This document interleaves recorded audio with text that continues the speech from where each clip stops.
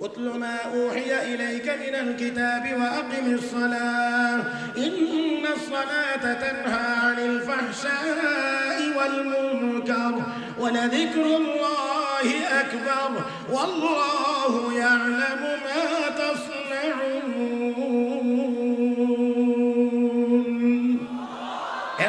ওহীর মাধ্যমে আপনার উপরে যেই কিতাবটি নাজিল করা হয় আপনি এই কিতাব তিলাওয়াত করেন। জবাব দিন, ওহীর মাধ্যমে আমার আপনার নবীর উপরে কোন কিতাব নাজিল হয়েছিল? জোরে বলেন, কোন কিতাব? আল্লাহ নবী কোরআনের তিলাওয়াত করেছেন। ও মুসলমান, নবীর কোরআনের তিলাওয়াতের দ্বারা, নবীর কোরআনের তিলাওয়াতের দ্বারা কাফের বেঈমান মুসলমান হয়ে যেত, মুসলমান হয়ে গেছে। নবী কোরআন তিলাওয়াত করেছেন, তিলাওয়াত শুনে কাফের বেঈমান মুসলমান হয়ে যায়। এই জন্য আবু জাহেলের কাছে বড় ভালো লাগে। আমার ভাইয়েরা, বিশ্ব নবী কোরআনের তিলাওয়াত করেন, কাফের বেঈমান মুসলমান হয়ে যায়। আবু জাহেলের কাছে ভালো লাগে, আবু লাহাবের কাছে ভালো লাগে, উতবা সাইবা ওয়ালিদ ইবনে মুগীরা আখনাস বিন শুরাইক তাদের কাছে ভালো লাগে? ভালো লাগে না। কোরআনের তিলাওয়াতে মানুষ মুসলমান হয়ে যায়, তার স্বভাবের পরিবর্তন হয়ে যায়, চরিত্রের পরিবর্তন হয়ে যায়, মুসলমান হয়ে যায়। এই জন্য তাদের কাছে ভালো লাগে না। এই জন্য আবু জাহেলের গোষ্ঠীরা কখনোই নবীর জবানে কোরআনের তিলাওয়াত চলুক এটা তারা কখনোই চাইতো না, চায় না। আমার ভাইয়েরা, নবী তিলাওয়াত করতেন, আবু জাহেলের গোষ্ঠীরা এবং তার সৈন্যবাঙ্গরা তিলাওয়াতে বাধা সৃষ্টি করত। তাহলে মনে করতে হবে কিয়ামত পর্যন্ত তিলাওয়াতে যারা বাধা সৃষ্টি করবে, তিলাওয়াতে যারা বিরোধিতা করবে, তারা আবু জাহেলের নাতি পুতি ছাড়া আর কিছুই হতে পারে না। তাহলে একটু মহব্বতের সাথে বলেন সুবহানাল্লাহ, আলহামদুলিল্লাহ, লা ইলাহা ইল্লাল্লাহ, আল্লাহু আকবার। হইছে? আপনারা কি মনে করেন আপনারা যতগুলো মানুষ এখানে আল্লাহু আকবার কি আপনাদের এই উপস্থিতি অনুযায়ী হইছে? আরে মুসলমান, নিরিবিলি নিরাপদে আজকে এখানে বসে আমরা কোরআন ও হাদিসের কথা শুনতেছি, ওয়াজ শুনতেছি, ওয়াজ করতেছি। আপনারা তো সবারই জানা থাকার কথা যে ফিলিস্তিনে এই সময়ে মুসলমানেরা অনিরাপদ অবস্থায় আছেন, যেখানে নারী শিশু সহ সর্বস্তরের মানুষকে নির্বিচারে বোমা মেরে হত্যা করা হচ্ছে। এই সময়ে, এমন একটি সময়ে আল্লাহ আমাকে আপনাকে নিরাপদে রেখেছেন। আমরা এখানে মাঝে মাঝে একটু আওয়াজ করে, একটু আল্লাহু আকবার জোরে বলে কি অন্তত এতটুকু কথাও প্রকাশ করতে পারবো না যে আমরা ইসরায়েলের এই হামলা সমর্থন করি না এবং ইসরায়েলের ইহুদিদেরকে আমরা পছন্দ করি না। এতটুকু কথা তো অন্তত পক্ষে আমরা বলতে পারবো। এটাও যদি বলতে না পারি, আল্লাহর দরবারে অবশ্যই জবাব দিতে হবে।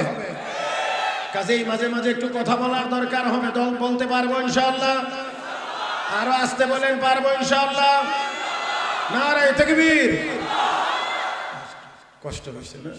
আমি একটু জবানটা খুলে দিলাম আর কি, যাতে করে পরবর্তীতে আপনারা স্বেচ্ছায় যেন কথা বলেন, জায়গা মতো যেন সুবহানাল্লাহ বলেন, জায়গা মতো যেন আলহামদুলিল্লাহ বলেন। সুবহানাল্লাহ বললে গুনাহ না সওয়াব? আলহামদুলিল্লাহ বললে গুনাহ না সওয়াব? সওয়াবের দরকারই তো আমাদের, কথা কয় না? সওয়াবেরই তো দরকার। বর্তমান পৃথিবীতে আমাদের মুসলমানদের অবস্থা হয়ে গেছে, এখন সওয়াবের চাইতে টাকার দরকার বেশি, যার কারণে মায়েরও খাই বেশি। যেই সময়ে মুসলমান মনে করবে আমার সওয়াবের প্রয়োজন বেশি, সেই সময়ে আর দুনিয়ার কোন ইহুদি খ্রিস্টান মুসলমানের উপরে হামলা করতে পারবে না। আমার ভাইয়েরা, আমরা 200 কোটি মুসলমান আর মাত্র 80 লাখ ইহুদি।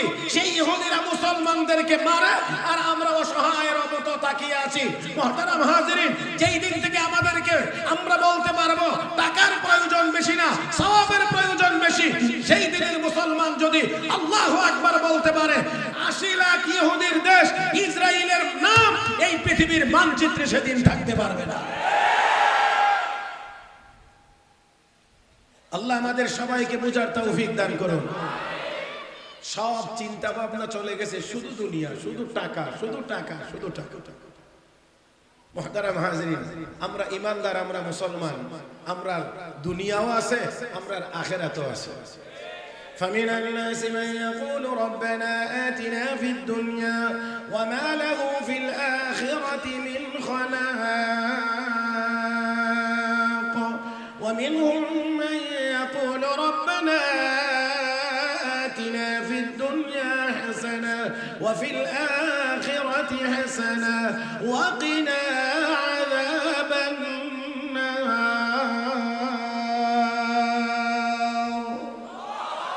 মাশাআল্লাহ। যদি বলেন তো আর একটু বড় আওয়াজে বলেন। কিছু মানুষ আছে যারা শুধু দুনিয়া চায়, শুধু শুধু দুনিয়া দুনিয়া শুধু চাইলেই যতটুকু চাইবে ততটুকু দুনিয়া পাওয়া যাবে না, কারণ দুনিয়া কার হয় না। আমার সাথে আরেকটু আদান প্রদান থাকতে হবে, আরেকটু স্ট্রং। দুনিয়া কার? তাহলে দুনিয়া আপনি চাইলেই যতটুকু চাইবেন ততটুকু পাবেন না, সবাই চাইলেই সবাই পাবে না, যতটুকু চাইবেন ততটুকু পাবে না, কারণ দুনিয়ার মালিক আল্লাহ। আল্লাহ যাকে চাইবেন তাকে দিবেন, যদ্দূর চাইবেন অদ্দূর দিবেন। আমি বলি না, আল্লাহ নিজেই বলেছেন, মান কানা ইউরিদুল আজিলাতা আজ্জালনা লাহু ফিহা মা নাশাউ লিমান নুরিদ সুম্মা জাআলনা লাহু জাহান্নাম ইয়াসলাহা মাযমুমান মাদহুরা। আল্লাহ কো দুনিয়া সবাই চাইলেই সবাই পাবে না, আমি যাকে চাইবো সে পাবে, যতটুকু চাইবো ততটুকু পাবে। এই জন্যে গরিব তো আর কেউ হতে চায় না, কেউ গরিব থাকতেও চায় না, সবাই তো চায় ধনী হইতে। এখন যদি সবাই ধনী হইতে চাইলেই সবাই যদি ধনী হয়ে যায়, তাহলে দুনিয়ার নিজাম ঠিক থাকবে না, কারণ গরিব না থাকলে ধনীর কাজ কে করে দেবে? কথা বুঝেন নাই? সবাই যদি শিল্পপতি হয়ে যায়, ঢাকা শহরে রিক্সা কে চালাইবে? তখন আপনারা যাবেন কোথায়? মুহতারাম হাজিরিন, তাহলে ধনীও লাগবে, দরিদ্র থাকবে। মুহতারাম হাজিরিন, তাহলে এবার দেখেন, সম্পদ যতটুকু চাইবে ততটুকু পাওয়া যাবে না, যারা চাইবে সবাই পাবে না। আল্লাহ যতটুকু চাইবেন ততটুকু দিবেন, যাকে চাইবেন তাকেই দিবেন, এর বাহিরে আর পাওয়া যাবে না। যদি এতটুকু কথা আপনারা বুঝে থাকেন, তাহলে একটি কথার জবাব দিতে হবে, ধনী হওয়া আর দরিদ্র হওয়া আমাদের হাতে না আল্লাহর হাতে? জানি না আপনারা এই কথা বুঝছেন কিনা। আমি এর চেয়ে বেশি আর কিছু বলবো না। আপনারা রাজধানীর মানুষ, রাজধানী তো সব কাজের জন্যই রাজধানী। এখানে পূজার জন্যও রাজধানী, শিক্ষার জন্যও রাজধানী, সব কাজের জন্যই রাজধানী, আবার জুতা চুরির জন্যও রাজধানী। মাশাআল্লাহ, মসজিদে জুতা চুরির ক্ষেত্রেও এটা সবার আগে আছে। আমার ভাইয়েরা, তাহলে আসেন, আপনারা আশা করি ইশারাতেই বুঝতে হবে, ধনী হওয়া দরিদ্র হওয়া, ধনী বানানো আর দরিদ্র বানানো এটা দুনিয়ার মানুষের হাতে না, মূল নিয়ন্ত্রণ কার হাতে? আরো জোরে বলতে হবে, কার হাতে? আল্লাহু ইয়াবসুতুর রিজকা লিমান ইয়াশাউ ওয়া ইয়াকদির। আল্লাহ যাকে চান রিজিক প্রশস্ত করে দেন, আবার যার জন্য যান সংকীর্ণ করে দেন। তবে কথা হলো, এই সংকীর্ণতার প্রশস্ততার অনেক ব্যাখ্যা আছে। এর মধ্যে একটা হলো, অনেকের টাকা আছে অনেক, কিন্তু ভোগ করতে পারে সামান্য, এটাও সংকীর্ণতা। থাকার পরেও ভোগ করতে, এমন মানুষ নাই, এমন মানুষ নাই, অনেক আছে কিন্তু ভোগ করতে পারে না। আল্লাহ রাব্বুল আলামিন বলেন, দিছি তোরে ঠিক, কিন্তু ভোগ করার সুযোগ নাই। আমার বন্ধুরা, সেই জন্য আসেন, সম্পদ বেশি থাকার ভিতরেই মনের শান্তি হয় না, বেশি থাকলেই ওই লোকটার আরাম হয় না। আরাম হয় যদি ওই লোকটা আল্লাহর ইবাদত করতে পারে, মালিকের কদমে যদি সিজদা দিতে পারে, তাহলে ওই লোকটাই আরাম পাইতে পারে। যাই হোক, আসুন, বলছিলাম যে আমাদের চিন্তা ভাবনা একদিক চলে গেছে, সেটা হলো যে আমাদের এখন দুনিয়া লাগবে বেশি, এই জন্য টাকা পয়সা যাদের বেশি আমরা তাদেরকে উন্নত মনে করি। যাদের টাকা পয়সা বেশি তাদেরকে আমরা উন্নত মনে করি। এই জন্য যেই দেশগুলোর কাছে টাকা বেশি আছে সেই দেশগুলোকে উন্নত দেশ বা উন্নত রাষ্ট্র বলি। আমরা বলি তারা অনেক উন্নত, তারা অনেক উন্নত। মুহতারাম হাজরিন, আমি আপনাদেরকে বিনয়ের সাথে বলবো উন্নতি কোনটাকে বলে আর অবনতি কোনটাকে বলে আগে এটা আমাদের নির্ণয় হওয়া উচিত। আমার ভাইয়েরা, যে কাপড় পরে না সে উন্নত, না যে কাপড় পরিধান করে সে উন্নত? আল্লাহ, আমি মনে হয় একটু কঠিন প্রশ্ন করছি নাকি একটু আপনাদের রুচি বা মেজাজের উল্টা প্রশ্ন করছি জানি না। যেই লোক কাপড় পরিধান করে সে উন্নত, না যে কাপড় পরিধান করে না সে উন্নত? যেই সকল দেশের হাতে বেশি পরিমাণ টাকা আছে খোঁজ নিয়ে গিয়ে দেখেন, বা অথবা আপনারা গিয়ে দেখবেন ওই দেশের মানুষের গায়ে, পুরুষ হোক আর মহিলা হোক, কাপড়ের পরিমাণ বড় কম, বড় শর্টকাট কাপড় পরিধান করে। উন্নত যত বেশি হচ্ছে পরনের কাপড় তত কমতে আছে। আমি বলতে চাই এটার দ্বারা কোনো মনুষ্যত্বের উন্নতি হয় না, এর দ্বারা পশুত্বের উন্নতি হয়।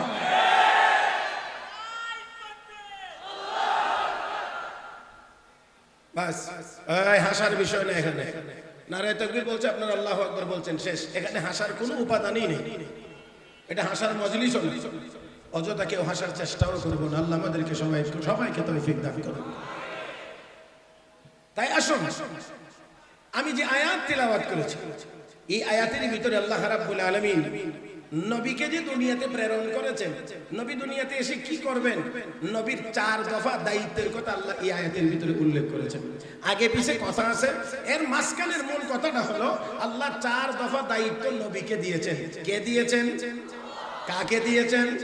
নবীকে দিয়েছেন। তাহলে নবী যেই দায়িত্বটা পালন করবেন এটা কার দেওয়া দায়িত্ব?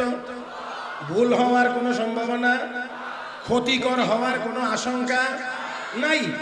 এটুকু থেকে নিশ্চিত যিনি দিয়েছেন কর্মসূচি, দায়িত্ব, যে এই দায়িত্ব আপনি পালন করবেন, এটা অবশ্যই আমাদের জন্য অকল্যাণ। আমি না আগে বলছি, আমার সাথে একটু কথা বলবেন। আল্লাহ যেই দায়িত্ব নবীকে দিয়েছেন, এই দায়িত্ব পালন করলে মানব জাতির জন্য অকল্যাণ না কল্যাণ? জানি না সময় কতটুকু হবে, এই জন্য আমি খুব লম্বা করে বলার চেষ্টা করব না, মোটামুটি ভাবে কয়েকটা কথা বলার চেষ্টা করব। নবীকে আল্লাহ দায়িত্ব কয়টা দিয়েছেন? এই আয়াতে বর্ণিত দায়িত্ব 4টা। 1 নাম্বার, ইয়াতলু আলাইহিম আয়াতিহি। নবীর প্রথম দায়িত্ব হলো নবী কোরআন তেলাওয়াত করবেন। কি তেলাওয়াত? বলেন, কি তেলাওয়াত? কার দেওয়া দায়িত্ব? কে পালন করতেছেন? দায়িত্ব দিয়েছেন আল্লাহ, পালন করবেন মুহাম্মাদুর রাসূলুল্লাহ। ও মুসলমান, এবার বলেন এই দায়িত্ব পালনের মধ্যে মানব জাতির জন্য, আমাদের জন্য অকল্যাণ না কল্যাণ? এর চেয়ে আরো গ্যারান্টিযুক্ত কল্যাণমূলক কোন কর্মসূচি কি আছে? হতে পারে। কিন্তু দুর্ভাগ্য ওয়াজ মাহফিলে তো আমরা বসলে এটা বলি, জি জি এটা এটা এটা এটা, গেলে কয় হুজুরদের সব কথা শুনলে কি আর দুনিয়া চলবে? হুজুরদের সব কথা শুনলে কি আর দুনিয়া চলবে? আরে হুজুরদের সব কথা শুনে না বলেই তো আজকে আমাদের অবস্থা এত খারাপ হয়েছে, এত খারাপ হয়েছে, এত খারাপ হয়েছে। আমি মাঝে মাঝে অবাক হয়ে যাই। একটা বিল্ডিং 10 তলা, অথবা আরো কমায় বলি 5 তলা, প্রতি ফ্লোরে 2টা করে ইউনিট। তার মানে এই বিল্ডিং এ কয় ফ্যামিলির লোক আছে? হ্যাঁ, 10টা ফ্যামিলির লোক এই বিল্ডিং এ বসবাস করে। মাশাআল্লাহ, দিন রাত 24 ঘন্টা কেসি গেটটা সহ তালা দিয়ে রাখতে হয়। জানি না আমার এই কথা আপনারা বুঝছেন কিনা। 10টা ফ্যামিলির লোক আমরা বসবাস করি। রাতের বেলা না হয় তালা দিয়ে রাখলাম, দিনের বেলাও কেন আমাদেরকে তালা ঝুলাইয়া রাখতে হয়? প্রত্যেক ভাড়াটিয়ার কাছে কেন চাবি দিয়ে রাখতে হয়? আমরা উন্নতি কদ্দূর হইছে নিজেরা একটু ভালোভাবে চিন্তা করার দরকার। আমার ভাইয়েরা, হক্কানি উলামায়ে কেরাম কোরআন ও হাদিসের আলোকে যেই কথাগুলো বলেন, সেই কথাগুলো যদি আমরা জীবনের সর্বক্ষেত্রে বাস্তবায়ন করতে পারতাম, আমার বিশ্বাস আমাদেরকে দিনের বেলা অন্তত কেসি গেটে তালা মারার দরকার হইতো না।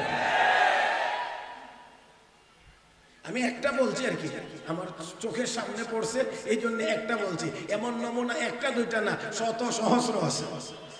আসুন, বিশ্ব নবীকে আল্লাহ দায়িত্ব দিয়েছেন, হে নবী আপনার প্রথম কাজ হলো কোরআনের তিলাওয়াত। আমার ভাইরা একটু আওয়াজ করে জবাব দিবেন। মাদ্রাসায় গেলে, মাদ্রাসায় ভর্তি হইলে, মাদ্রাসায় আপনার ছেলে বা মেয়েকে দিলে এখানের প্রথম কাজ কি? একটু কষ্ট দেবো, মাঝে মাঝে মাফ করে দিয়েন, আমি আপনাদের কাছ থেকে একটু আওয়াজ চাইবো। মাদ্রাসার প্রথম কাজটা কি? বিশুদ্ধ তেলাওয়াত। বলে আলিফ বা তাসা পড়া। আরে আলিফ বা তাসা পড়াই তো কোরআন শরীফ পড়াইবার জন্য। তো যাই হোক, মাদ্রাসার প্রথম কাজ হলো মুসলমানের সন্তানকে বিশুদ্ধ কোরআনের তেলাওয়াত শিক্ষা দেওয়া। তাহলে নবীর কাজ আর মাদ্রাসার কাজ দুই না এক? এবার আপনারা জবাব দিবেন। মাদ্রাসার প্রতি দরদি তো মুহাম্মদুর রাসূলুল্লাহর প্রতি দরদি, মাদ্রাসার প্রতি মহব্বত তো নবীর প্রতি মহব্বত, মাদ্রাসার প্রতি ভালোবাসা নবীর প্রতি ভালোবাসা। মাদ্রাসার প্রতি যদি অন্তরে থাকে বিদ্বেষ, এই বিদ্বেষ মুহাম্মদুর রাসূলুল্লাহর সাথে বিদ্বেষ। রহমতের নবী, দু জাহানের নবী মুহাম্মদুর রাসূলুল্লাহ সাল্লাল্লাহু আলাইহি ওয়াসাল্লামকে আল্লাহ দায়িত্ব দিয়েছেন, হে নবী আপনার কাজ হলো এক নাম্বার কি? সবাই মিলে একটু আওয়াজ করে বলবেন কি? কোরআনের তিলাওয়াত। সূরা আনকাবুতের 45 নম্বর আয়াতে আল্লাহ আরো স্পষ্ট করে নবীকে বলেছেন, উতলু মা উহিয়া ইলাইকা মিনাল কিতাবি ওয়া আকিমিস সালাহ ইন্নাস সালাতা তানহা আনিল ফাহশাই ওয়াল মুনকার ওয়া লাযিকরুল্লাহি আকবার ওয়াল্লাহু ইয়া'লামু মা তাসনাউন। হে নবী, ওহীর মাধ্যমে আপনার উপরে যেই কিতাবটি নাজিল করা হয় আপনি এই কিতাব তিলাওয়াত করেন।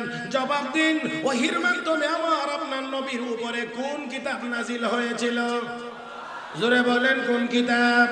আল্লাহ নবী কোরআনের তিলাওয়াত করেছেন। ও মুসলমান, নবীর কোরআনের তিলাওয়াতের দ্বারা কাফের বেঈমান মুসলমান হয়ে যেত, মুসলমান হয়ে গেছে। নবী কোরআন তিলাওয়াত করেছেন, তিলাওয়াত শুনে কাফের বেঈমান মুসলমান হয়ে যায়। এই জন্য আবু জাহেলের কাছে বড় ভালো লাগে। আপনারা সজাগ আছেন না? আমার কথা বুঝেন না? তাহলে উত্তর দিতে গ্যাপ কেন? আমি যখন জিগাই উত্তর দিতে কয়েক সেকেন্ড গ্যাপ হয়, আর একটু ঠাস ঠাস করে জবাব দিতে হবে। আল্লাহ তৌফিক দান করেন। আমার ভাইয়েরা, বিশ্ব নবী কোরআনের তিলাওয়াত করেন, কাফের বেঈমান মুসলমান হয়ে যায়। আবু জাহেলের কাছে ভালো লাগে, আবু লাহাবের কাছে ভালো লাগে, উতবা সাইবা ওয়ালিদ ইবনে মুগীরা আখনাস বিন শুরাইক তাদের কাছে ভালো লাগে না? কোরআনের তিলাওয়াতে মানুষ মুসলমান হয়ে যায়, তার স্বভাবের পরিবর্তন হয়ে যায়, চরিত্রের পরিবর্তন হয়ে যায়, মুসলমান হয়ে যায়। এই জন্য তাদের কাছে ভালো লাগে না। এই জন্য আবু জাহেলের গোষ্ঠীরা কখনোই নবীর জবানে কোরআনের তিলাওয়াত চলো এটা তারা কখনোই চাইতো না, চায় না।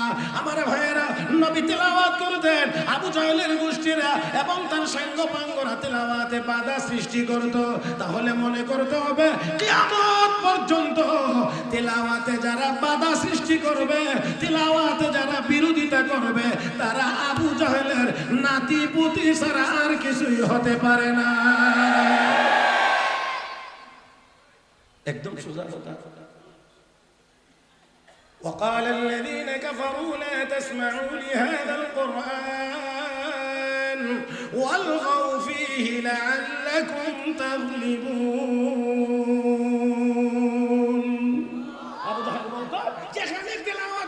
সেখানে হট্টগোল গন্ডগোল করবা, কোনোভাবেই যেন মুহাম্মদ নির্বিঘ্নে তেলাওয়াত করতে না পারে, তার তেলাওয়াত যেন কারো কানের ভিতরে গিয়ে পৌঁছতে না পারে।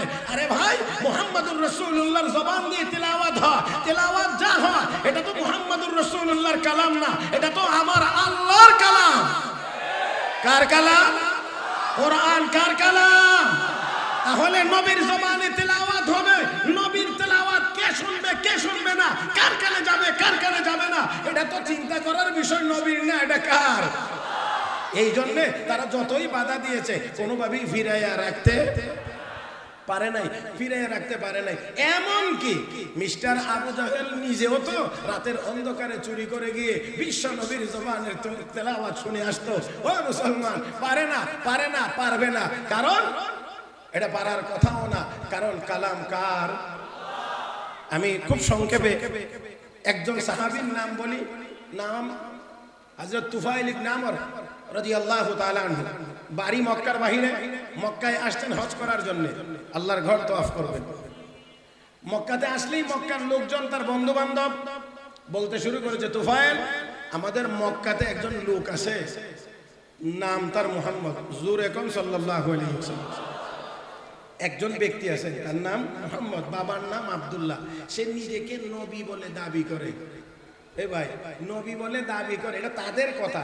দাবি করে নবী হওয়া যায়? দাবি করে নবী হওয়া যায়?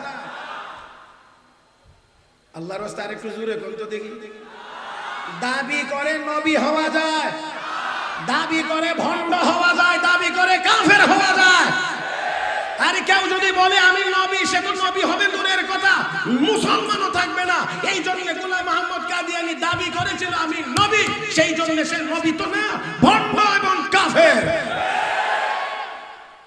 দাবি করে নবী হওয়া যায় না। নবী কে বানান? ওই কে বানান? তাহলে দাবি করার দ্বারাই বোঝা যায় এটা ভেজাল। এখানে ওলামায়ে কেরাম আছেন, জিজ্ঞেস করে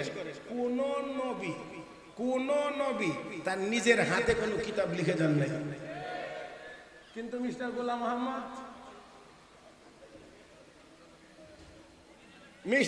মোহাম্মদ নিজেই কিতাব লিখেছেন।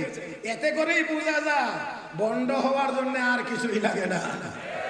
কোন নবী নিজের হাতে কোনো কিতাব লিখে যান নাই। আর আমাদের নবী তিনি তো লিখতেও জানতেন। কথা কয় না? وما كنت تتلو من قبله من كتاب ولا تخطه بيمينك إذا لارتاب المبطلون।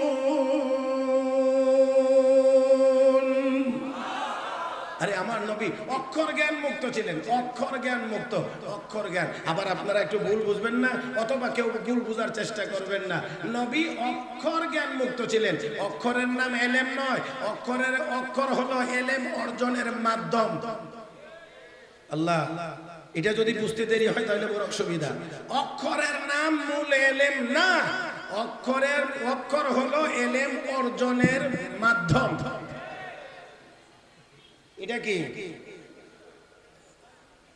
এটা একটা পোস্টার না? যেহেতু বলবেন এখানে কিছু অক্ষর লেখা আছে, এই অক্ষরগুলো পড়ার মাধ্যমে আপনারা জানতে পেরেছেন যে আজকের এই 17 তারিখে মারকাজুল কোরআন ও সুন্নাহ মাদ্রাসার বার্ষিক মাহফিল হবে।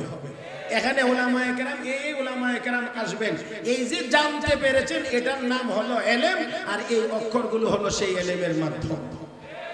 আমার আল্লাহ আমার নবীকে কোনো মাধ্যমে এলেম দেন নাই। আমার নবী বলেন আমার আল্লাহ সরাসরি আমাকে এলেম দিয়েছেন। উতিতু ইলমাল আউয়ালিন ওয়াল আখিরিন। আমার আগের মানুষ, আমার পরের মানুষ, সবাইকে মিলায়া যত এলেম আমি মুহাম্মদুর রাসূলুল্লাহকে আল্লাহ দিয়েছেন তত এলেম।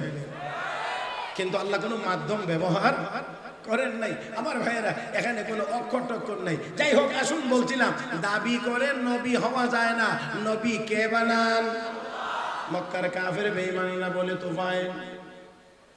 আমাদের মক্কায় একজন ব্যক্তি নিজেকে নবী বলে দাবি করে, নাম তার মুহাম্মদ, বাবার নাম আব্দুল্লাহ। সে আল্লাহর দাওয়াত দেয়, একত্ববাদের দাওয়াত দেয়। তার উপরে নাজিল হয় একটা কিতাব, বলে এটার নাম কোরআন, তিলাওয়াত করে শোনায়। যেই কিতাবের তিলাওয়াত শুনে আমাদের সমাজের অনেক মানুষ বিধর্মী হয়ে যাইতেছে। বুঝছেন নি আপনারা? বিধর্মী হয়ে যাচ্ছে, তার মানেটা কি? কালেমা পড়ে মুসলমান হয়ে গেলে তারা বলতো বিধর্মী হয়ে গেছে, তারা খুব ধার্মিক। বুঝেন নি? তারা খুব ধার্মিক। আরে কেন যে আপনারা আমার সাথে কথা বলেন না, রাগই করছেন কিনা জানি না। আমার ভাইয়েরা, আজকে মুসলমানদের নামের সাথে অনেকেই সন্ত্রাসী লাগায়া দেয়। হ্যাঁ, ইসরায়েলরে দেখেন না? ইসরায়েলের এই বর্বরদেরকে সন্ত্রাসী বলে না, মুসলমানদেরকে সুকৌশলে সন্ত্রাসী বানাইতে চায়। আমরা বলি পবিত্র ইসলাম ধর্মের সাথে সন্ত্রাসের কোনো ন্যূনতম ন্যূনতম সম্পর্ক নাই। প্রকৃত মুসলমান কোনোদিন সন্ত্রাসী হতে পারে না। যারা মুসলমানদেরকে সন্ত্রাসী বানাইতে চায় তারাই পৃথিবীর সর্বশ্রেষ্ঠ সন্ত্রাসী। আল্লাহ আমাদের সবাইকে বুঝার তৌফিক দান করুন। মুহতারাম হাজিরিন, তেলাওয়াত করে তেলাওয়াত শুনে আমাদের সমাজের অনেক মানুষ বিধর্মী হয়ে যাচ্ছে। সাবধান তোফায়েল, তুমি কিন্তু তার কাছে যাইও না, তেলাওয়াত শুনিও না। দেখেন সবাই মিলে একজনকে ঠেকানোর চেষ্টা করছে, আটকাইতে চায় সে যেন নবীর কাছে না যায়, তেলাওয়াত যেন না শুনে। এই জন্য সবাই মিলে বলছে। এখন তোফায়েল সবার কথা শুনে কয় ঠিক আছে, আমি আমার বাপ দাদার ধর্ম ছেড়ে দিতে পারবো না, অতএব আমি তেলাওয়াতও শুনবো না, তেলাওয়াতও শুনবো না। এবার সবাই বলতেছেন তোফায়েল তুমি তো ইচ্ছাকৃতভাবে শুনবে না, কথা ঠিক আছে, অনিচ্ছায় যদি কানে আওয়াজ চলে আসে। আচ্ছা, এখানে অনেকে বসে মাহফিলে বসে বয়ান শুনতেছেন, অনেকে এই দিক দিয়ে আসা যাওয়ার পথেও তো মাইকের আওয়াজ কানে প্রবেশ করতেছে। তোফায়েল তুমি ইচ্ছাকৃতভাবে শুনবে না, কিন্তু অনিচ্ছায় যদি তোমার কানে আওয়াজ চলে আসে তখন কি করবে? তোফায়েল ইবনে আমর বলে হ্যাঁ, কথা তো অবশ্যই যৌক্তিক, এটাও ফিরাইতে হবে। এই জন্য আমি আমার কানের ভিতরে তুলা ঢুকাইলাম যাতে করে আওয়াজ অনিচ্ছায় আমার কানে না আসে। আমি আপনাদের কাছে জানতে চাইব, তুলার ভিতরে আওয়াজ পৌঁছানোর মতো ক্ষমতা মনে হয় আমার আল্লাহর নাই? ও মুসলমান, আমি এত দূর পর্যন্ত যাইতে চাই না। বর্তমান সময় সায়েন্স টেকনোলজির বড় চরম উন্নতির সময়, এখন অনেক বিষয় বোঝানো বড় সহজ। ও মুসলমান, মোবাইলের মাধ্যমে বাংলাদেশে বসে বসে আমেরিকার মানুষের সাথে কথা বলা যায়, দেখা যায়, দেখাও যায়, কথা বলা যায়। একটা যন্ত্রের মাধ্যমে যদি মানুষ এত দূরের মানুষকে দেখতে পারে, কথা বলতে পারে। ও ভাইরা, এই মোবাইলটা আবিষ্কার করেছে কিছু মানুষ, তারা মানুষ তাদের মেধা এবং যোগ্যতা খরচ করে যন্ত্রটা বের করেছে, আবিষ্কার করেছে। আমি আপনাদেরকে জিজ্ঞেস করি, এই মেধা এবং যোগ্যতা মাথায় কে দিয়েছে? পাগল কি আপনারা চিনেননি? পাগল, পাগলের কি মাথা নাই? পাগলের কি মাথা নাই? তাহলে এরপরেও পাগল কেন? তার মানে মাথা দিয়ে যে কাজ করার কথা সেটা তার করে না, এই জন্য সে পাগল, তাকে আমরা বলি পাগল। ও মুসলমান, যেই আল্লাহ এই সুন্দর দেখতে যেই মাথাটা, এই মাথা একজনের শরীরের উপরে আছে তাকে বিজ্ঞানী বলা হয়। আবার একই মাথা আরেকজনের গাড়ির উপরে লাগানো আছে, তাকে লোকেরা পাগল বলে।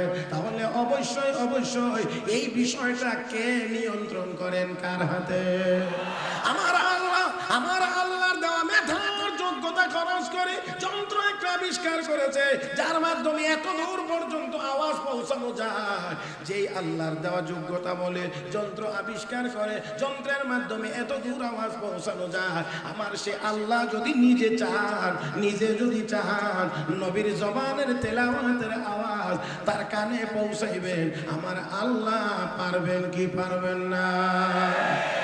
তোফায়েল ইবনে আমর বলেন, আমি আমার কানের ভিতরে তোলা ঢুকাইলাম। ও মুসলমান, কানের ভিতরে তোলা আর এর ভিতরে আওয়াজ পৌঁছানো, এটা কোনো জটিল এবং কঠিন বিষয় না।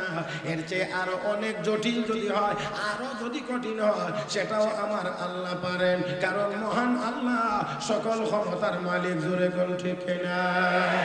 ইন্নামা আমরুহু ইযা আরাদা শাইআন আন ইয়াকুলা লাহু কুন ফায়াকুন। আমার আল্লাহ যদি বলেন হয়ে যাও, সাথে সাথে হয়ে যায়। এখানে আর কোনো কিছুই লাগে না, কোনো কিছুর দরকার হয় না। মুসলমান, তোফায়েল ইবনে আমর কানের ভিতরে তোলা দিয়েছে যাতে করে অনিচ্ছায় যেন কানে কোরআনের তেলাওয়াতের আওয়াজ না আসে। দেখেন, যাবতীয় যা কিছু করতে আছে সবগুলো হলো কোরআনের তেলাওয়াত না শোনার জন্য, কোরআনকে ঠেকানোর জন্য, কোরআনকে আটকানোর জন্য। কিন্তু না না না, সবাই মিলে চাইবে ঠেকাইতে। আমার আল্লাহ যদি চান চালাইতে, সবাই মিলেও ঠেকাইতে পারে? পারে না, পারবে না, পারবে না। লক্ষ্য করে দেখুন, তুফাইল ইবনে আমর বলেন, অতঃপর আমি সব প্রস্তুতি নিয়ে এবার কাবার দিকে রওনা করলাম। আগেই জানার চেষ্টা করলাম মুহাম্মদ কোন দিক দিয়ে আছে, কোন দিক দিয়ে আছে।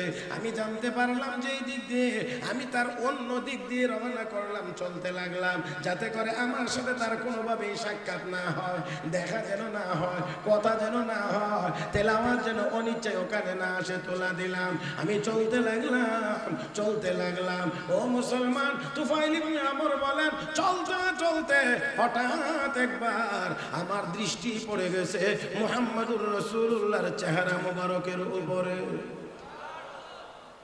আর একটু জোরে কর। আমার আল্লাহ চোখ ঘুরাইয়া দিয়েছেন। ও মুসলমান, বলেন চলতে চলতে হঠাৎ আমার একবার দৃষ্টি পড়ে গেছে বিশ্ব নবী মুহাম্মদুর রাসূলুল্লাহ সাল্লাল্লাহু আলাইহি ওয়াসাল্লামের উপরে।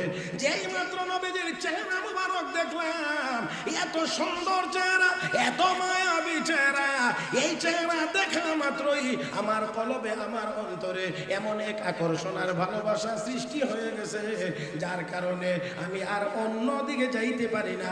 আমার মন শুধু চায় মুহাম্মদুর রাসূলুল্লাহর কাছে যাইতে। ফিরাইবেন কত, ফিরাবেন কত, ফিরিয়ে রাখতে পারবে না।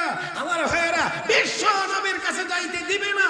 আমার আল্লাহ কয়, দেখ আমি তোরে কেমনে পৌঁছায়া দেই। আরে দেখ কেমনে পৌঁছায়া দেই। মক্কার কাফেররা তো চিন্তা করেছিল যে যদি পাগল বলা যায়, পাগল, তাহলে মানুষ পাগলের কাছে যাবে না। এই জন্য রাস্তার সব পয়েন্টে পয়েন্টে লোক নিয়োগ দিয়ে, আমাদের মক্কা একটা পাগল আছে, আমাদের মক্কা একটা পাগল আছে, আমাদের মক্কা একটা পাগল আছে, সাবধান তোমরা কিন্তু তার কাছে যাও না, মস্ত বড় পাগল। এখন এই আওয়াজ সবার কানে দেওয়া হয়েছে। এখন সবাই একজন আরেকজন রেখো, আরে বাবা রে বাবা, এটা কত বড় পাগল রে। এইভাবে লোক নিয়োগ দিয়ে খালি পাগলের সংবাদ জানানো হয়। এটা তো সাধারণ কোনো পাগল না, এটা ইন্টারন্যাশনাল কোনো পাগল হবে। এত বড় পাগল রে অন্তত দূর থেকে হইলেও এক নজর দেখে যাওয়া দরকার। আমার আল্লাহ কয়, পাগল বলে আমার বন্ধুর কাছ থেকে দূরে সরাইবে, আমি পাগলের আকর্ষণ দিয়ে আমার বন্ধুর কাছে পৌঁছায় দেব। কথা ঠিক না? আল্লাহ পারেননি না? পারেন না?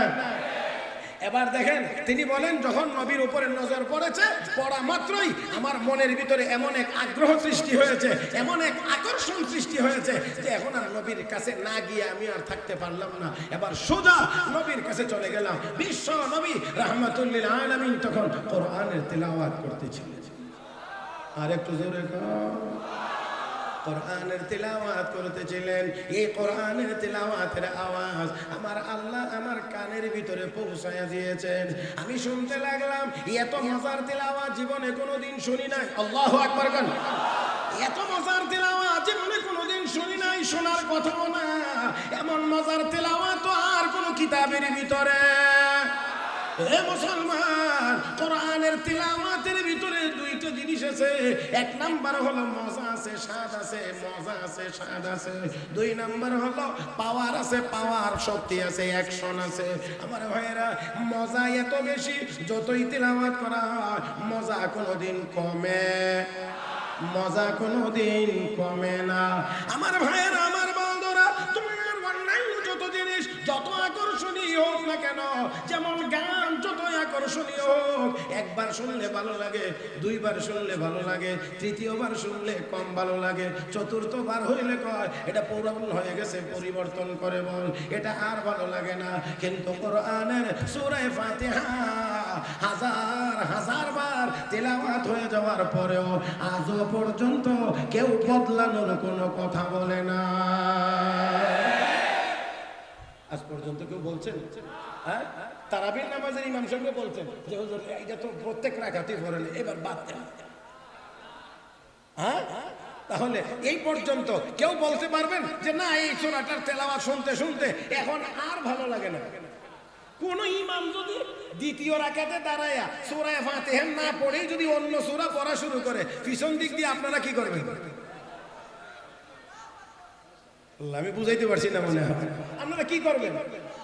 তারে চলতে দিবেন না পিছন দিক দিয়ে লুকমা দিবেন আলহামদুলিল্লাহি রাব্বিল আলামিন? আর আমাদের দেশে যারা না বুঝে, আর কি বুঝে না, এমনরা তো না পারলে কাশি হইল দেয়।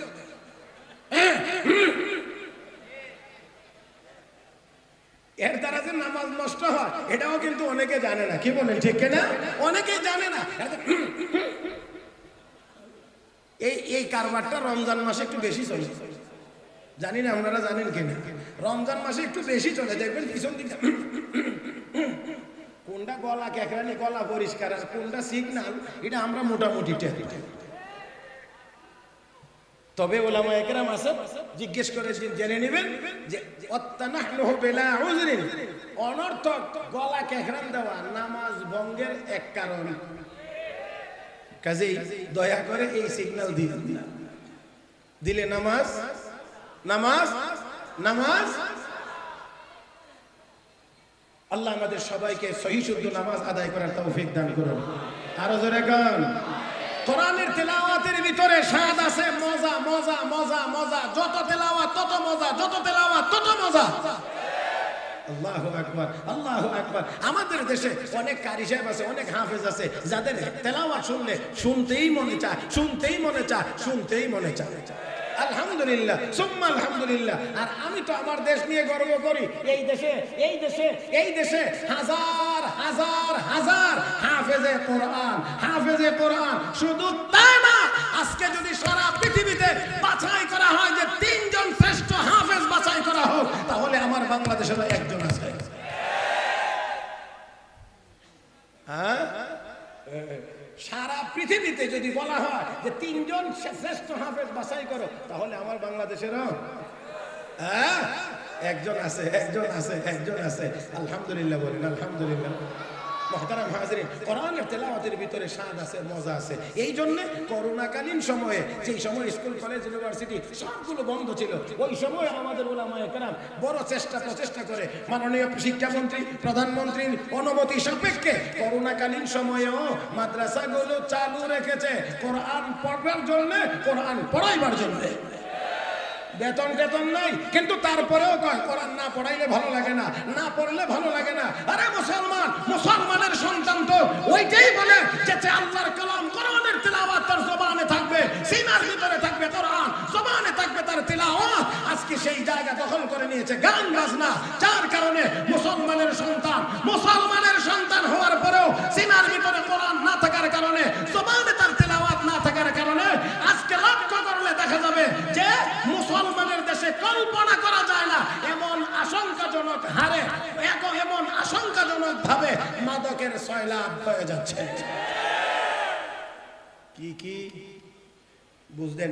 আপনারা বুঝেন, এটা আমার আর বেশি বলার দরকার নাই। তবে আমি এতটুকু কথা বলতে পারি, আল্লাহর ফজল করমে আজও পর্যন্ত কোন আলেম উলামা, মসজিদের ইমাম, মুয়াজ্জিন, খতিব, মাদ্রাসার মুহতামিম, শিক্ষক এবং মাদ্রাসার ছাত্র, আজও পর্যন্ত কারো হাতে কোনোদিন মদের বোতল পাওয়া যায় না।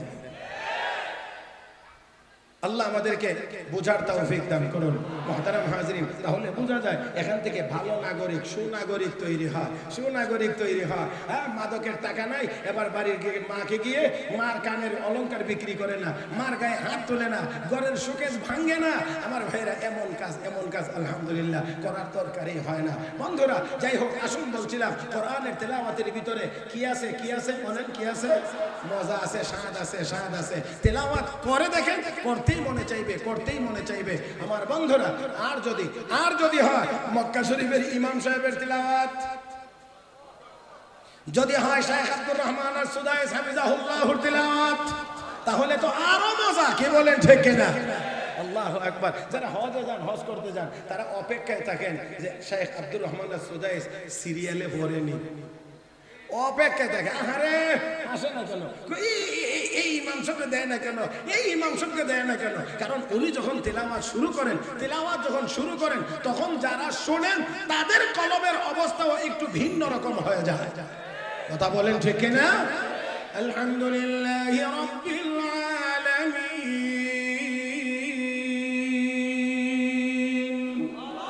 আর রহমানির রহিম, مالك يوم الدين، إياك نعبد وإياك نستعين، اهدنا الصراط المستقيم، صراط الذين أنعمت عليهم غير المغضوب عليهم ولا الضالين.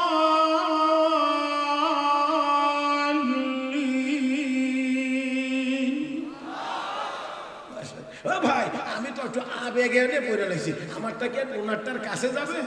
এটা তো হয় না। তারপরেও মনের একটা আবেগ আছে না, আবেগের কারণে আমি আপনাদেরকে একটু তেলাওয়াত শোনাইলাম। তবে কথা হলো কোরআনের তেলাওয়াতের ভিতরে মজা, প্রত্যেকের তেলাওয়াতের ভিতরে এই মজা আছে। হ্যাঁ, কণ্ঠভেদে মজার পরিমাণ বেশি হতে পারে, সেটা ভিন্ন জিনিস।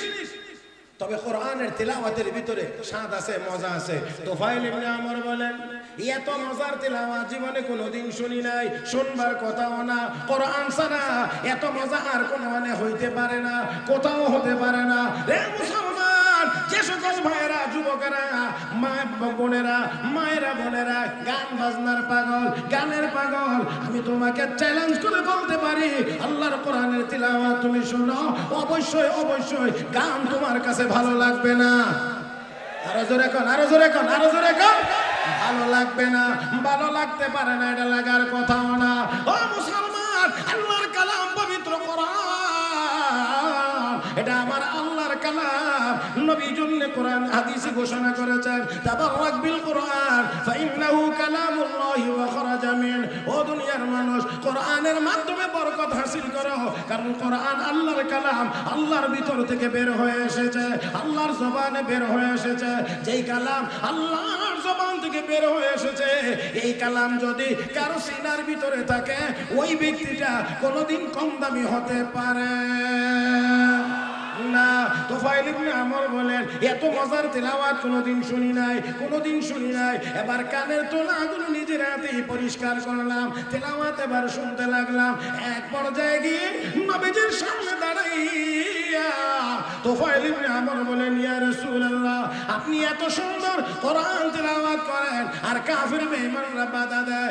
নবী গো, এত সুন্দর তেলাওয়াত কোনোদিন শুনি নাই। চিন্তা করে দেখলাম, এটা দুনিয়ার কোনো মানুষের বানানো কালাম হতে পারে না, এটা অবশ্যই আল্লাহর কালাম। আপনিও সত্য নবী, এই জন্য আর দেরি করতে চাই না, আমাকে কালেমা পড়াইয়া মুসলমান বানায়া দেন।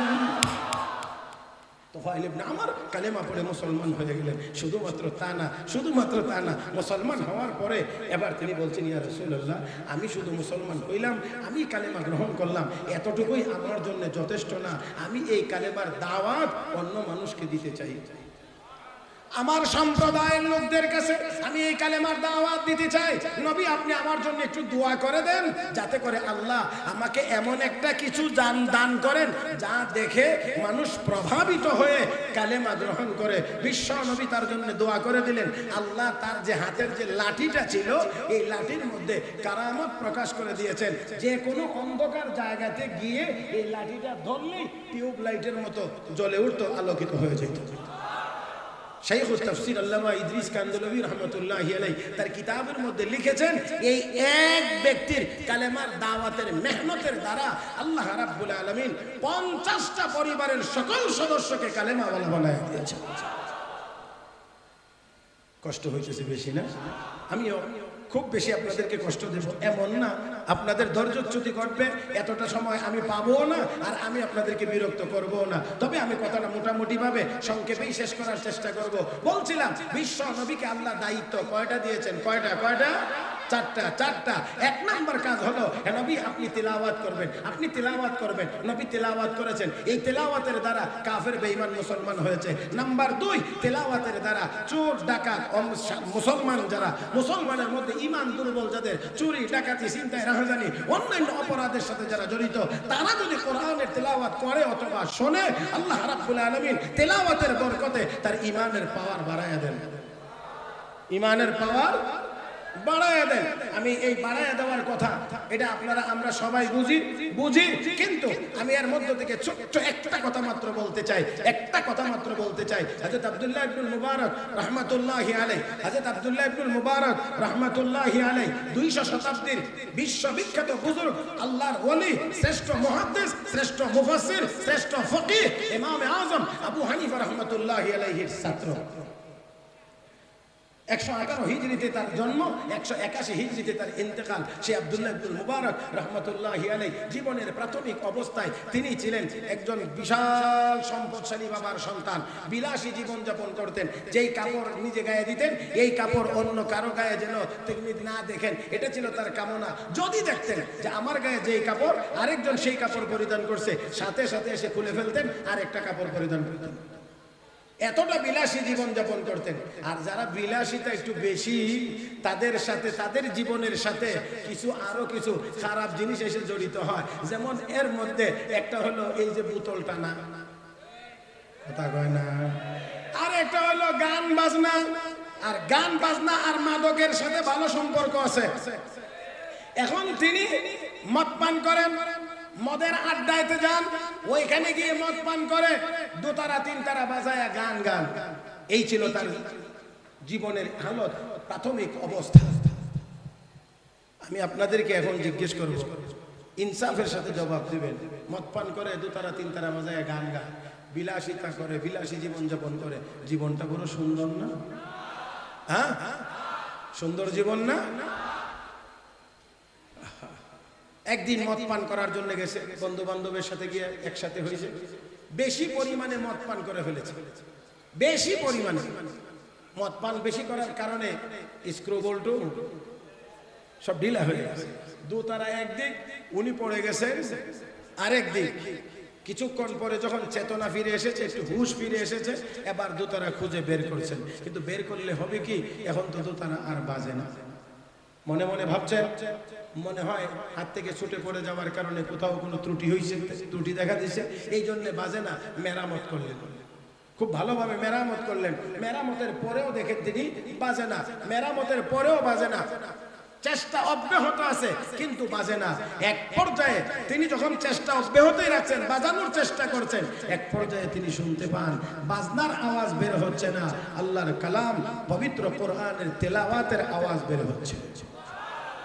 আরো জোরে বললে ভালো হয়।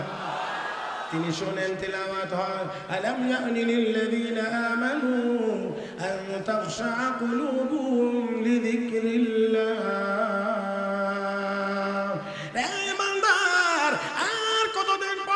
তুমি মদের আড্ডায় পড়ে থাকবা, আর কতদিন পর্যন্ত তুমি 2 তারা 3 তারা বাজায় গান গাইবা, আর কতদিন পর্যন্ত তুমি এমন করে গুনার কাজে লিপ্ত থাকবা?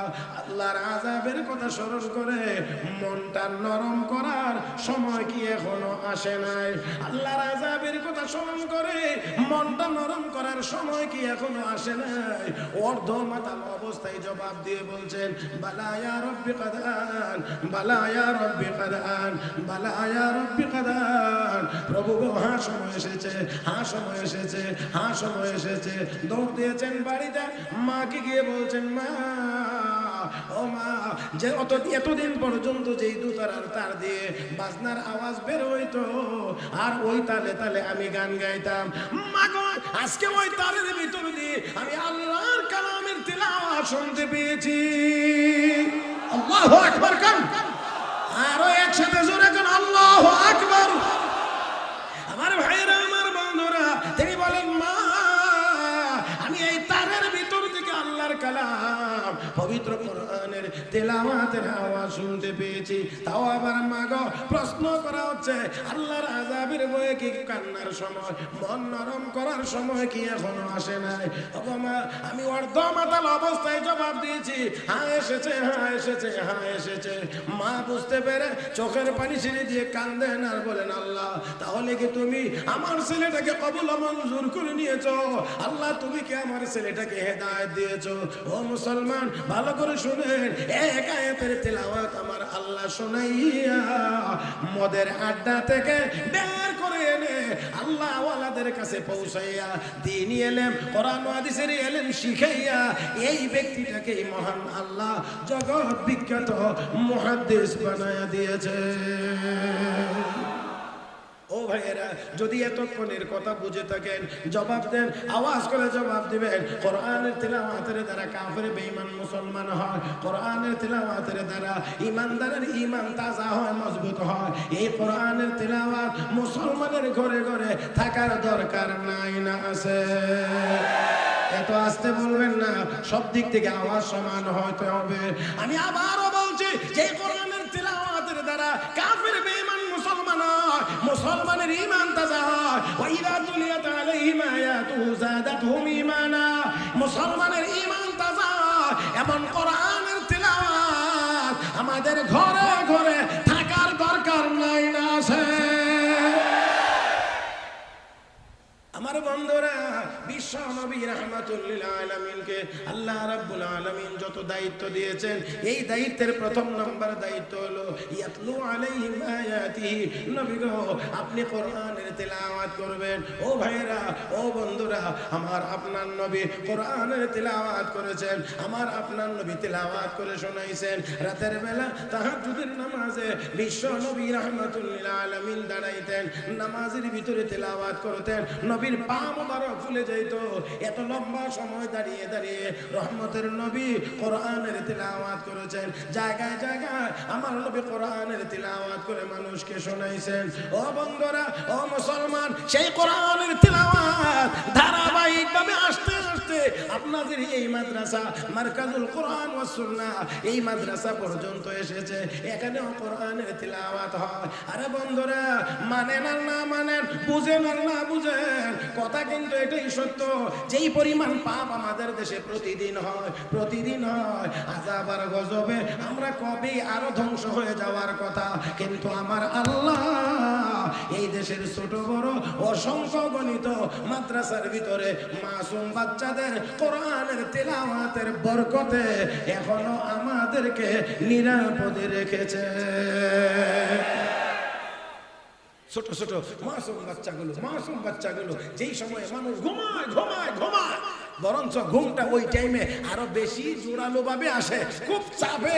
যেই টাইমে রাত্র 2:30 3টা, ওই সময়ে এই মাদ্রাসাগুলোতে 8-9 বছর 10 বছরের বাচ্চা, 7-8 বছরের বাচ্চা, 10 বছরের বাচ্চারা উঠে মেসওয়াক করে, ওযু করে, পাক পবিত্র হয়ে আল্লাহর কোরআন সামনে নিয়ে বসে যায় পড়ার জন্য। আর রহমান আল্লামাল কোরআন খালাকাল ইনসান। হে ভাই, এই মাসুম বাচ্চা যার আমলনামা এখনো খুলে নাই, জমা খরচের খাতা এখনো প্রস্তুত হয় নাই, ওই বাচ্চাটা যখন মালিকের এই কালাম তেলাওয়াত করে, আর রহমান দয়াময় তিনি, আমার আল্লাহ আরশে আজিম থেকে যেন বলেন, রে বান্দা, এই মাসুম বাচ্চা আমাকে দয়াময় বলে, আমি কেমনে ভূমিকম্প দিয়ে তাদেরকে ধ্বংস করে দেই। মুহতারাম হাজিরিন, সেই জন্য আমার আল্লাহ এই কোরআনের তেলাওয়াতের বরকতে এখনো আমাদেরকে হেফাজত করছেন। আমি আপনাদের কাছে এবার জানতে চাই, এই কোরআনের তেলাওয়াত আমাদের দেশে চলবে না চলবে না? আরো আসতে বলেন, চলবে না চলবে না? কাহারো বলার দ্বারা, কাহারো হুঙ্কারের দ্বারা, কারো চোখ রাঙ্গানোর দ্বারা কোরআনের এই শিক্ষা, কোরআনের তেলাওয়াতের এই শিক্ষা ব্যবস্থা সংকুচিত হবে না, বন্ধ হবে না। মনে রাখতে হবে, কোরআনের বিরোধিতা করে আবু জাহেল ঘৃণিত হয়েছে। অতএব কোরআনের বিরোধী যদি কেউ এখনো হয়, কোরআনের বিরোধিতা যদি কেউ এখনো করে, যেমন আবু জাহেল ঘৃণিত হয়েছে, তারাও কিয়ামত পর্যন্ত ঘৃণিত হয়ে থাকবে। তাই আসুন, আমি অনুরোধ করি, জি টাইম টু নাই, আনলিমিটেড নাকি? না, এটা আমার জানা থাকতে হবে। আনলিমিটেড হলে আনলিমিটেড চলবে, আর না হলে টাইমের ভিতরে আমি খেয়াল রাখার চেষ্টা করব যাতে আরেকজনের হক নষ্ট না হয়। আমার ভাইরা, অসুবিধা নেই, কি করেন আপনারা? আপনাদের অসুবিধা নেই তো? হ্যাঁ, চলবে ইনশাআল্লাহ। পরবর্তী মেহমান আসলে তারপরে ইনশাআল্লাহ মাইক দেওয়া হবে। কথা কয় না। পরবর্তী মেহমান না আসলে তো আপনাদেরকে খালি ছেড়ে দেওয়া যাবে না। চলবে না চলবে না? তাহলে আসুন, কোরআনের তেলাওয়াতের দ্বারা কাফের বেঈমান মুসলমান হয়, মুসলমানের চরিত্র সংশোধন হয়। কয় না, জোরে কয় না। মুসলমানের চরিত্র সংশোধন হয়। চরিত্র, আজকে চরিত্র বড় খারাপ, চরিত্র নিয়ে বড় চিন্তা। আমার বন্ধুরা, এই চরিত্র যদি সংশোধন করতে হয়, ভালো যদি করতে হয়, আমার আপনার নবী 23 বছর নবুয়তি জীবনে মাত্র একটা কিতাবই পড়াইছেন, তার নাম কোরআন। এক কিতাব পড়ায়া সব বিশ্ববিখ্যাত চোর ডাকাত সন্ত্রাসীদেরকে আল্লাহওয়ালা বানায়া দিয়েছেন। কথা ঠিক না? दुर्फिशानी ने तेरे कतरों को दरिया कर दिया, दुर्फिशानी ने तेरे कतरों को दरिया कर दिया, दिल को रोशन कर दिया, आँखों को बीना कर दिया, जूनते खुद राह पर गैरों के हादी बन गए, क्या नजर थी जिसने मुर्दों को मसीहा कर दिया, क्या नजर थी जिसने मुर्दों को मसीहा कर दिया। ও বন্ধুরা, যেই মানুষগুলো ছিল ক্যান্সারে আক্রান্ত রোগী, আমার নবী তাদেরকে কোরআন শিখাইয়া ওই মানুষগুলোকে কিয়ামত পর্যন্ত আনেওয়ালা মানুষের ডাক্তার বানায়া দিয়েছেন। জোরে কোন ঠিক না? আমার নবী তাদেরকে কোরআন শিখাইয়া মানুষদেরও ডাক্তার বানায় দিয়েছেন। সাহাবায়ে কেরাম এত শ্রেষ্ঠ মানুষ, এত সুন্দর মানুষ তারা তৈরি হয়েছেন, কিয়ামত পর্যন্ত এত সুন্দর মানুষ আর দুনিয়াতে আসবে না। আমার ভাইয়েরা, আমার বন্ধুরা, আমার আপনার নবী 23 বছরে কয় কিতাব পড়াইছেন? হ্যাঁ, এক কিতাব পড়ায়া চোর ডাকাত সব ভালো মানুষ বানায় লাইছে। আর আমরা এখন মাশাআল্লাহ এক কিতাব নিয়ে প্রতি বছরে কত কিতাব পড়ি, যত বেশি পড়ি, আল্লাহ মাফ করুন সবার কথা বলছি না, কিছু কিছু যেন এমন আছে শিক্ষিত যত বড় চোর তত বড়। কষ্ট হয়েছে, সবার কথা বলছি না, কিছু কিছু বলছি, মানে শিক্ষিত যত বড় চোর তত বড়। হায় হায় হায় আল্লাহ, আমি তো এই জন্য মাঝে মাঝে বলি বাংলাদেশ ব্যাংকের রিজার্ভ যারা চুরি করেছিল এরা কি কম শিক্ষিত? হ্যাঁ, এরা কি কম শিক্ষিত না বড় শিক্ষিত? তাহলে বড় শিক্ষিত হইয়া বড় ভালো মানুষ হইছে না বড় চোর হইছে? আরে বাবা, একেবারে কেন্দ্রীয় ব্যাংকের রিজার্ভে হাত মারছে, তাহলে এটা কেন্দ্রীয় চোর।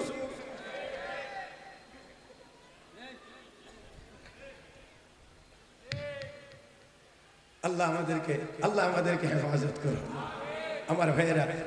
কিন্তু কোরআন মানুষকে এই স্বভাব দেয় না, কোরআন মানুষকে এই স্বভাব থেকে মুক্ত করে। সাইয়েদনা হযরত ওমর ফারুক রাদিয়াল্লাহু তাআলা আনহু, তিনিও তো একজন ব্যক্তি ছিলেন, বড় ব্যক্তি ছিলেন। হযরত ওমর ফারুক রাদিয়াল্লাহু তাআলা আনহু মুসলমান হওয়ার আগের জীবন, মুসলমান হওয়ার পরের জীবন, কোরআনের মাধ্যমেই পরিবর্তন। আমার বন্ধুরা, হযরত ওমর উট রাখালি করতেও ভালো করে জানতেন না, কিন্তু কোরআনের ইলম ভিতরে কারণে আল্লাহ রাব্বুল আলামিন অর্ধ জাহানের শাসক বানায়া দিয়েছেন। মসজিদে নববীতে দাঁড়ান, জামা এখন আমার মতো এত সুন্দর জামা না, এত আধুনিক কাপড় চোপড়ের জামা না। আমার ভাইয়েরা, জামার মধ্যে সিরা ভরা ছিল, তালি লাগানো ছিল। তালি পরিধানরত ব্যক্তিটি মসজিদে নববীর মিম্বরে খুতবা দেন আর অর্ধ জাহান শাসন করেন। আমার ভাইয়েরা মনে রাখবেন, আমিরুল মুমিনিন রাষ্ট্রপ্রধান হওয়ার পরেও জামার মধ্যে তালি থাকে। আর আমাদের বর্তমানে আলহামদুলিল্লাহ পিয়ন পোস্টে চাকরি করে রাজধানী ঢাকা শহরে 5টা বাড়ি থাকে। কি বরকতের চাকরি! পিয়ন পোস্ট, এটা কত বরকতময় পোস্ট যে এই পোস্টে চাকরি করলেও ঢাকা শহরে 5টা বাড়ি বানানো যায়। মাশাআল্লাহ, আল্লাহ বাঁচাইছে হেরে যে পিয়নের উপরে উঠতে দেয় নাই। যদি আর একটু উপরের চেয়ারে তারে বসায় দেওয়া যাইতো, তাহলে আস্তাটা দেশ গিলে আমরা হয়তো অন্য কোনো দেশে চাকরি করে দিত। কষ্ট পাইছেন না? হ্যাঁ, আর নবী এই কোরআন পড়ায়া, কোরআন শিখায়া কি মানুষ বানাইছেন। একটা ছোট্ট কথা বলে ফেলে, যেহেতু কথাটা চলে এসেছে। হযরত ওমর ফারুক রাদিয়াল্লাহু তাআলা আনহু খলিফাতুল মুসলিমিন, সাইয়েদনা হযরত আলী রাতের বেলা সাক্ষাতের জন্য গেছেন। ঘরের ভিতরে ঢুকছেন, ঢুকার পরে হযরত ওমর জিজ্ঞেস করেন, আলী, গিয়ে দেখেন হযরত ওমর লেখালেখি করতেছে, লিখতেছে। জিজ্ঞেস করেন, আলী, ব্যক্তিগত কাজে এসেছো না রাষ্ট্রীয় কোনো কাজে এসেছো? আমিরুল মুমিনিন, ব্যক্তিগত কিছু কথা ছিল সেই জন্য এসেছি, একটু অপেক্ষা করো। লেখালেখি শেষ করলেন, আরেকটা বাতি জ্বালাইলেন, আগের বাতিটা নিভাইলেন, নিভাই আবার বলছেন, আলী, কি বলতে চাও বলো। হযরত আলী বলেন, আমিরুল মুমিনিন, বাতি তো আগে একটা জ্বলতেই ছিল, তো এখন আবার আরেকটা জ্বালাইলেন, ওইটা নিভাইলেন, কারণটা কি? আগে রাষ্ট্রীয় কাজ করতেছিলাম, রাষ্ট্রীয় তেলের বাতি ছিল, এখন ব্যক্তিগত কথা বলবো, এই জন্য ব্যক্তিগত তেলের বাতি জ্বালাইয়া নিলাম। এবার চিন্তা করতে পারেন যে কোরআন কি বানায়া দিয়েছে। মাশাআল্লাহ আসেন জি আলহামদুলিল্লাহ। তার মানে আমার বিশাল মেয়াদ শেষ হয়ে গেছে, কথা ঠিক না? আমিও কথা শেষ করে দিচ্ছি, আমি কষ্ট দেব না আপনাদেরকেও না, পরবর্তী যিনি মেহমান আসছেন ওনাকেও না। মুহতারাম হাজিরিন, তবে আমার কথা হলো এই বিশ্ব নবীর দায়িত্ব হলো কোরআনের তিলাওয়াত, মাদ্রাসাতে সেই কোরআনের তিলাওয়াত শিক্ষা দেওয়া হয়, বিশুদ্ধ তিলাওয়াত শিক্ষা দেওয়া হয়। তাহলে তার মানে হলো এই মাদ্রাসাগুলো নবীর মিশন বাস্তবায়ন করে। কথা বলেন ঠিক কিনা? নবীর মিশন বাস্তবায়ন করে। নবী যেই জন্য আগমন করেছিলেন মাদ্রাসাগুলো সেই কাজই করে। অতএব আমাদেরকে এই কাজের সাথে সর্বতোভাবে আমাদেরকে শরীক থাকতে হবে, সহযোগিতার হাত নিয়ে থাকতে হবে, সহযোগিতার মন মানসিকতা নিয়ে আমাদেরকে থাকতে হবে। মুহতারাম হাজিরিন, এই কোরআনের আলো যদি প্রত্যেকটি মুসলমানের সিনায় ঢুকায়া দেওয়া যায় তাহলে অবশ্যই অন্ধকার পথে সেই মুসলমানের সন্তান যাবে না, যাইতে পারে না। তাহলে আসুন আমরা নিজেরা কোরআন তেলাওয়াত করব, ছেলে মেয়েদেরকে কোরআনের তেলাওয়াত শিখাইব, কোরআনের প্রতিষ্ঠানগুলোকে আমরা সাহায্য সহযোগিতার মাধ্যমে দিন দিন উন্নতির দিকে নিয়ে যাওয়ার চেষ্টা করব। যা বলেছি, যা শুনেছি ভুলভ্রান্তি হয়ে থাকলে আল্লাহ যেন মাফ করে দেন। আমলযোগ্য কথাগুলোর উপরে আল্লাহ যেন আমাদেরকে আমলের তৌফিক দান করেন। মহব্বতের সাথে সবাই বলি আমিন। পরিশেষে আপনাদের সকলের সুস্বাস্থ্য, উন্নতি, অগ্রগতি ও কল্যাণ কামনা করে ইন্তেজামিয়া কমিটিকে আন্তরিক অভিনন্দন ও মোবারকবাদ জানিয়ে মাদ্রাসার দিন তারাক্কি আর উন্নতি কামনা করে পরবর্তী মেহমানের গুরুত্বপূর্ণ নসিহত শুনবার উদাত্ত আহ্বান রেখে আজকের মতো আলোচনা এখানেই শেষ করলাম। ওয়া আখিরু দাওয়ানা আনিল হামদুলিল্লাহি রাব্বিল আলামিন।